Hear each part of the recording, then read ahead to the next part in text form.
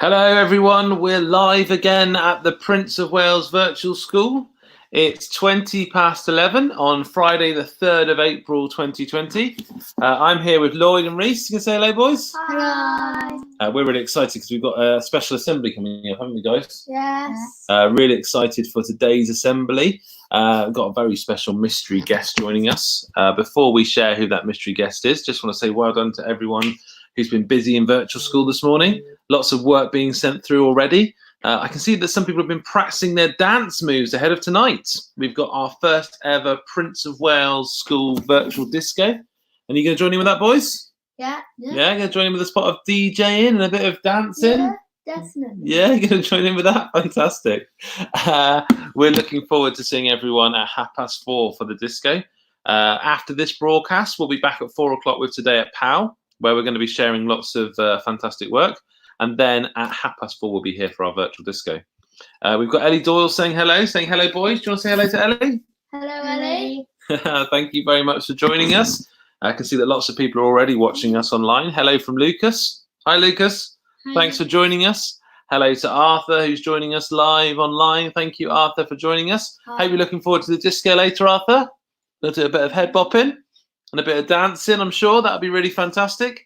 Hello to Lily, who's watching us. Say hello to Lily. Hi. Thank you so much for watching, Lily. Wonderful that so many people are joining us this morning. Now, I don't know about you, but during this time that we've had away from school, it's been really important to stick with some routines and do some learning, and also have some downtime. And one of the things that kind of you can do, which is a bit like downtime and learning, is reading. Because reading is just the most fabulous thing that can take you into all sorts of wonderful different worlds. And I'm really delighted to say this morning that we've got a special guest who's going to come and share some thoughts with us. And let's say hello to our special guest. This is Laura. Hello, Laura. Hello, everybody. Wonderful to see you, Laura. Laura is a librarian from Dorchester Library, and she's here to lead our assembly this morning. Laura, how are you? I'm very well, thank you. I hope everybody's keeping well at home. I am missing the library a lot, but I do luckily have some library books with me today, so hopefully we can have a nice story time together. Fantastic. That would be absolutely brilliant. We were just talking before we came on air about the fact that although the library's closed, there's still lots of things we can do to access reading. Is that right? Yeah, that's right. So if you have a library card, you should be able to access your library account online. So usually through that you can order books, but that's not happening at the moment. But what you can do is download an app. There's two apps. There's one called BorrowBox. If you download BorrowBox, you can listen to audiobooks, and they're all absolutely free. All you need is your library card. And there's also an app called Cloud Library where you can download ebooks, and that's also free. If you don't have a library card, then you can visit Libraries West and you can sign up online. I don't know how that's working at the moment, whether or not you will be able to gain access to an account, but it's certainly worth a go, and I can certainly contact my team and see if that's something we can get worked out. That's really good to know. Thank you so much for sharing that. We've got lots of other people saying hello. We've got Arthur saying hello. Hello. We've got Wilson and Ursula who can't wait for the disco this evening. We've got Holly and Seth saying hello. We've got Abel saying hello. Alcy and Henry are saying hello. Who else is saying hello? Harry and George are saying hello. What else have we got here? We've got, a massive comment here. Good morning from Jessica and Joshua. We are looking forward to the disco tonight. We are using it as an early birthday celebration for Jessica, who turns 7 next Tuesday. Jessica can virtually share her birthday with her friends. Oh, that's wonderful to hear. I'm pleased you're looking forward to that. We've got Mrs. Howell who's joining us. Thank you very much, Mrs. Howell. We've got Lucas saying hi to everyone. And Orson knows you from Chatterbooks. Yeah, Orson. I'm missing Chatterbooks. Sorry? Do you want to tell us what Chatterbooks is? Yeah, so we run a group. There's a group called Chatterbooks at the library. We meet every Monday, the first Monday of each month. Orson's been coming for, I don't know, I guess maybe 6 months or so now. There's a couple of other students from Prince of Wales that come, and we have a different theme every month. We read books and focus on whatever theme. So we've done superheroes, we've done Harry Potter. What else have we done? I can't remember. I'm sure Orson will remember. But we have lots of fun. We just do 45 minutes of chatting, making things and reading stories. That sounds wonderful. We've got a couple of questions that have popped up. We've got somebody asking, is that the same for all libraries or just for the library in Dorchester? So with the downloading apps online, that's all libraries. So we're part of something called Libraries West, and that covers libraries all across Dorset, Somerset, and right up into Bristol. So if you're part of that, then you can access all of these things. Fantastic. Mrs. Scott saying good morning to everyone. Mrs. Thomas is saying good morning to everyone. David Taylor, former mayor of Dorchester, says, morning all. I've been busy here on the council on Microsoft and Zoom. All great indeed. Good morning, David. Good morning to the Dear family who are watching. Orson saying that he did the Rainforest and David Walliams too. Look, I think he did. That box. Indy, quite like David Attenborough as well. Borrowed quite a lot of David Attenborough books.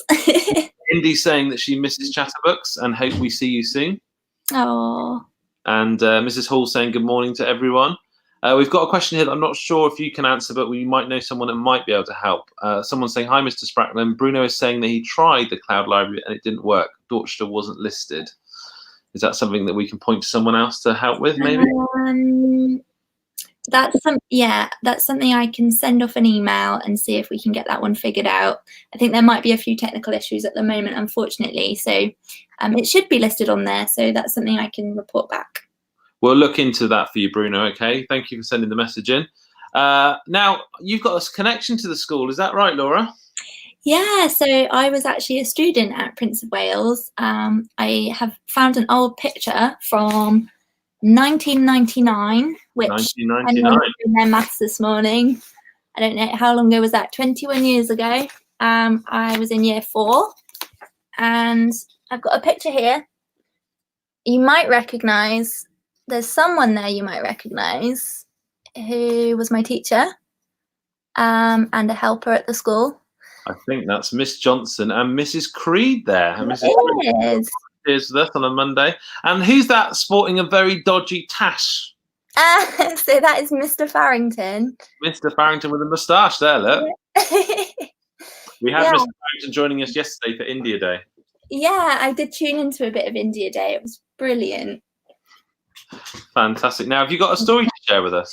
I do. So just before the library closed, I grabbed a few books for myself, and in doing that, I always like a few children's books because they're the most fun. And this book was brand new, and it's called Why Do Dogs Sniff Bottoms, which I thought was very funny, and I love dogs. That sounds a very funny title. It is funny, and it's so it is illustrated by Lily Snowden Fine, and it is by dog expert Dr. Nick Crumpton. So I don't know if you'll be able to read it with me. Some lovely pictures. Let's have a look. It's not really a story. It's more we can learn about dogs together. I just really wanted to know, why do dogs sniff bottoms? So why do dogs sniff bottoms? Curious questions about your favourite pet. Let's go from the top. Born to be tame. Are dogs still wild? Once upon a time, dogs were wild animals that hunted and killed prey. Now they're the most popular pet in the world. This is all thanks to a friendship that began in the time of the hunter-gatherers. Old friends. The earliest remains of a dog were found buried next to humans in Germany. Archaeologists think the remains are around 14,000 years old, if you can see pictures. Canine housekeepers. Dogs have become more tame over the centuries. Humans have bred them to be useful for tasks like herding livestock, killing rats and mice, cleaning up campfires and guarding property. They're the most popular pet. It became common to have a pet dog after World War II, when more people started living in cities. Dogs no longer had tasks other than to be a good friend.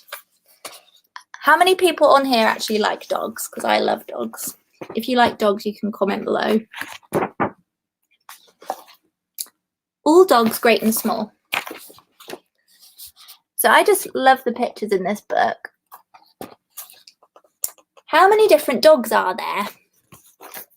Dogs vary more in size, appearance, and behaviour than any other animal species. Altogether, there are 339 different breeds, from the tiniest Chihuahua to the largest Great Dane. The tallest dog in the world is called Freddie. He's the tallest dog. Ooh, the tallest dog in the world. He is from Leigh-on-Sea in the UK and is 103.5 centimetres tall.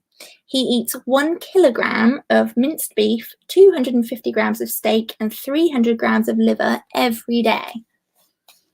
And he's much bigger than this dog, who is the tiniest dog in the world. And this is Miracle Millie, and she is a Chihuahua from Florida in the USA. She is only 9.65 centimetres tall, so she's about this big. And she weighs the same as a block of butter. This is the dog with the longest ears. His name is Harbour, and he is a coonhound from Colorado. He uses his 34.3 centimetre long ears to pick up the smell of raccoons by sweeping scents towards his nose. Here's the dog with the longest tail. I was really impressed by how long this dog's tail is. Wow. We love dogs. Ours is called Yamba. That's Joel and Lucia. I love dogs as well. So the dog with the longest tail is Keon, the Irish Wolfhound. He has a 76.8 centimetre long tail and lives in Westerlo, Belgium. The dog with the longest tongue. I don't know if anyone's measured their tongue, but this dog has a very long tongue. He's a St. Bernard, and his tongue is 18.58 centimetres long. So his tongue is twice as big as the tiny Chihuahua. That is a massive tongue. This is my favourite page because I just wanted to find out, why do dogs sniff bottoms? Does anybody think they know why dogs sniff bottoms? We're about to find out. Why do dogs sniff bottoms? Lovely picture. Dogs sniff each other's bottoms when they meet to find out everything they know about each other. It's like shaking hands with someone and having a short chat. Imagine if we did that.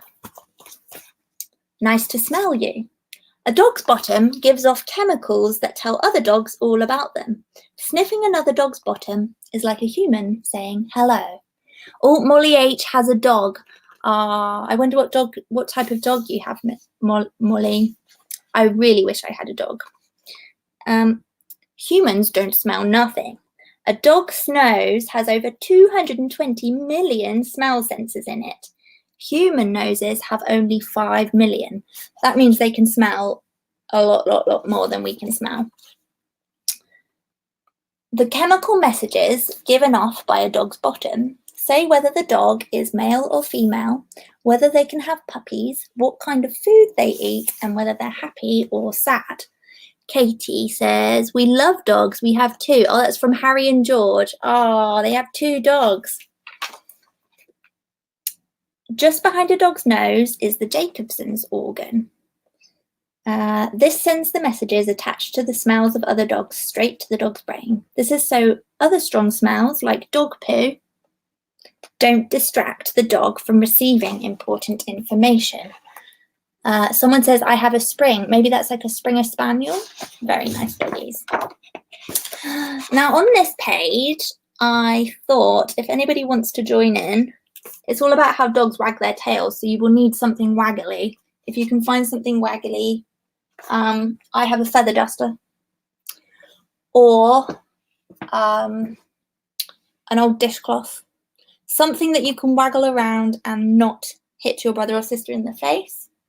You could take your sock off, couldn't you? That'd be a good You idea. could take your sock off and we'll try it out. So I'll just give you a little minute or so to try and grab something. Take off your sock and let's see. So let's get our tails wagging. How do you speak dog? So we're going to learn to speak dog. Dogs see movement more clearly than they see colour or pattern. By wagging their tails, they can speak easily with other dogs. Here's how to decode what your dog might be saying. So if their tail is held at middle height, it means I'm relaxed. I think sort of like this. Actually, let's use the duster. That's a happy dog. It's a relaxed, happy dog. If the tail is held straight up, he's saying I'm the boss. If a tail is held horizontally, your dog is saying I'm listening. So I wonder what that Springer Spaniel is saying at the moment and what Molly's dog is saying. If a tail is dropped, the dog is saying I'm anxious. So we might need a little bit of extra love. And if a dog's tail is between his legs, it means that he's scared. If the dog has a tiny high-speed wag, is everybody wagging? And it means he's ready for action and he wants to play. Look at some of these wags are going very fast. A fast wag means that your dog is excited, like me.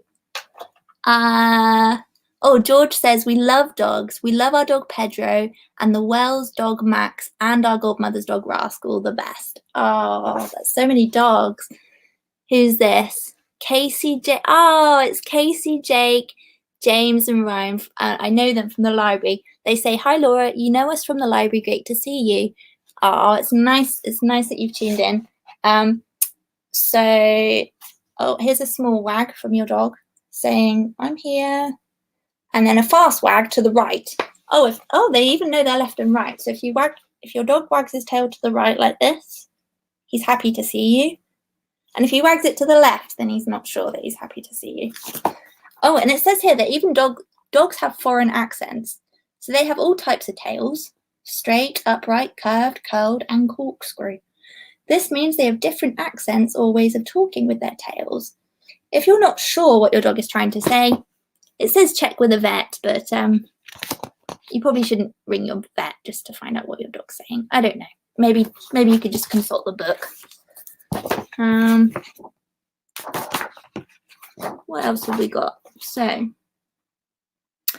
this is about whether or not dogs have jobs. Is everyone enjoying this book, by the way? It's a fantastic book. Okay, good. Brilliant. So, herding dogs. Do dogs have jobs?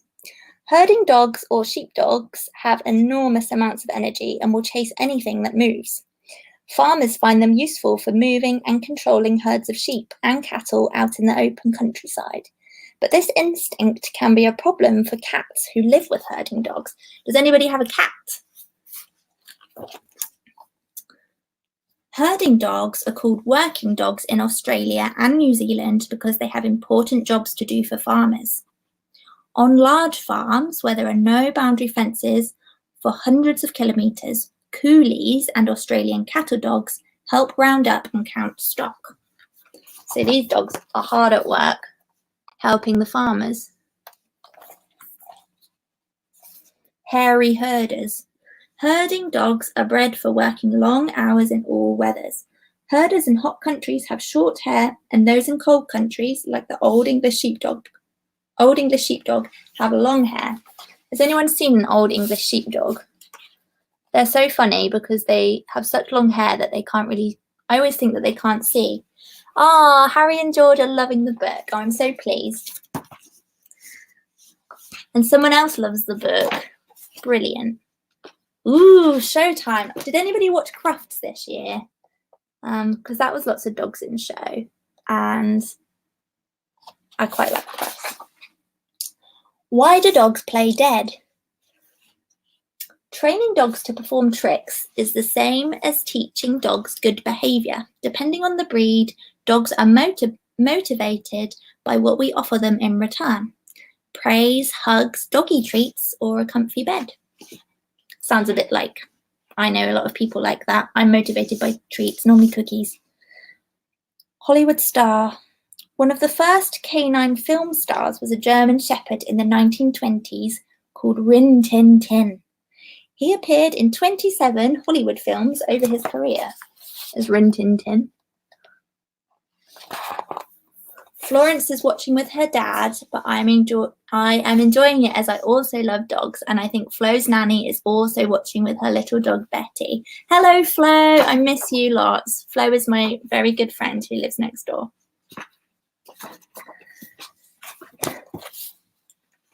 Oh, look. This dog looks kind of like a sheep, but it is a dog. Sporting show-off. Despite looking like a lamb, the Bedlington Terrier has a sporty body and competitive nature that sees it fly past the finish line in an agility race. So this dog can run very fast. Maybe next time Prince of Wales have sports day, they should get this dog in to see if he can beat all the children. Abel is loving the book. Oh, look. I was worried then that this dog is dead, but he's not. It says, dead dog. Some wild animals freeze to protect themselves from prey, but dogs play dead as a way to win a tasty treat or to avoid a bath. Very cunning. Whoa. Mountain dog. He is huge. I wonder if he's really the size of that mountain. I don't think so. Why don't some dogs get cold? Good question. For centuries, farmers in remote mountain locations have used dogs to protect their farm animals from wolves or bears. Over time, mountain guard dogs have developed ways to keep themselves warm and their owners safe in chilly climates. Ooh, fat feet. All dogs' paws are made of fatty tissue to keep their feet warm on cold ground. But Newfoundlands also have webbed paws like a duck. That's interesting. They help Canadian fishermen draw their nets in from the freezing cold water. Ooh. Just trying to find the really good facts to read because it's quite a long book. So, hunting dogs. So some dogs are good hunters. Before dogs were domesticated, they needed skills to help them to detect and capture prey to survive. Hunting prey was a wild dog's way of shopping for food. Domestic dogs still have these instincts, and some can be trained to hunt different animals. I'm not sure I like hunting. I'm going to just skip that page. We have one herding dog, a border collie, and a cross-working cocker spaniel. Harry and George, and I'm sure their dogs are perfectly friendly and nice, and they're hunting dogs. They're herding dogs. So I don't know if, so herding dogs, I think they gather up the animals. Is that right? Oh, I love this page. Let's have a look at this. Dog's best friend. If you have a dog and it's your best friend, then this will be a good page for you. So dogs and their wolf ancestors are pack animals. So forming devoted friendships with other animals is essential to their survival. In humans, dogs find protection and a source of food. Humans love dogs in return for being such loyal companions. I used to have a dog and he was absolutely my best friend. So if you have a dog, you have a very loyal friend. Some lovely pictures here. Is your dog loyal or peckish? Every day, a Japanese Akita called Hachiko saw his owner off to work at a train station in Tokyo and waited until he came home. After his owner died, Hachiko continued to wait at the station for the next 9 years. Oh my gosh. It's possible that Hachiko was being loyal, but maybe he was being faithful to his stomach. The train station was surrounded by food. Oh, that's not so good. I think he was being loyal. What do you think? Do you think he was loyal or hungry? Maybe a bit of both.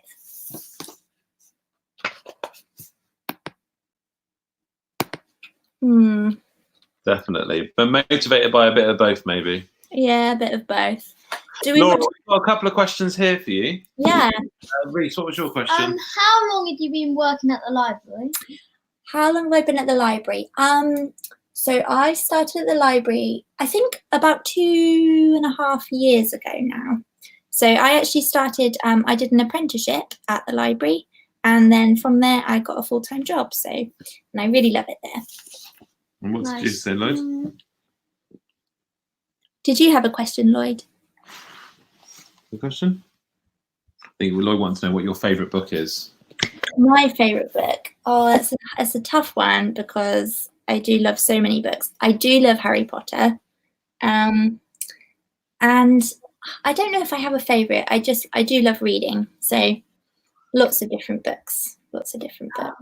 My favourite Harry Potter book is The Order of the Phoenix. Is it? That's quite a big one. Yeah. That's quite a big one. But yeah, they're all so good, aren't they? They're so good. What do you all have favourite books? Imogen's got a question for you. It's going to pop up on the screen. How long does it take to become a librarian? Well, so for me, like I said, so I did an apprenticeship and that lasted 1 year. And when I did my apprenticeship, I started working at the library, and I also had a little bit of homework and studying that I had to do. And from that, I became qualified to just be a library assistant. But I am a library assistant, which I think is different to if you were a proper librarian. I think you have to go to university and study to become someone that can like find out information really well and help people in that way. So I'm just a library assistant. So I read stories and I get to do all the really fun stuff. A fantastic library assistant by what everyone's saying, and everyone's certainly missing the chatterbooks and things like that. Can we thank you so much for leading our assembly this morning? We really appreciate it, Laura. Thank you so much for having me. You with us. And I'm sure everyone's going to look forward to visiting the library when we can in the future. Brilliant. I look forward to seeing you all. We'll see you again now. Take care. Bye-bye.